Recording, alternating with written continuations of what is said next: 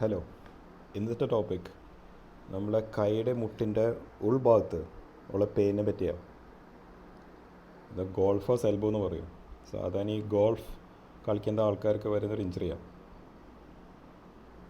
നമ്മളുടെ ഈ മസിൽസ് ഈ എല്ലിൽ വന്നാൽ പിടിപ്പിക്കണം. കണ്ടോ, ഈ മസിൽസിൻ്റെ ആക്ഷൻ തന്നെ വിരൽ മടക്കാനാണ്. നമ്മളുടെ വിരലിൻ്റെ കൺട്രോൾ ഇവിടെ നിന്നാണ് വരുന്നത്.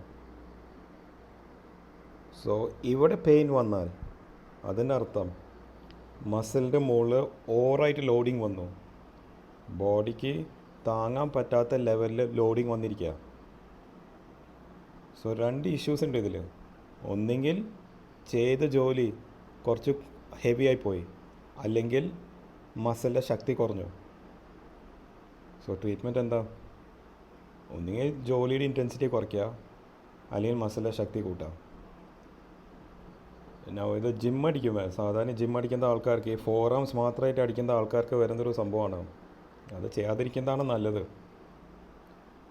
യൂഷ്വലി ഇത് ഫിസിയോതെറാപ്പി, അതായത് നമ്മൾ കുറച്ച് സ്ട്രെച്ചിങ് എക്സസൈസസ് ഉണ്ട്, ആ മസിൽസ് ഒന്ന് സ്ട്രെച്ച് ചെയ്യാൻ യൂഷ്വലി ചെയ്താൽ തന്നെ മാറാറുണ്ട്.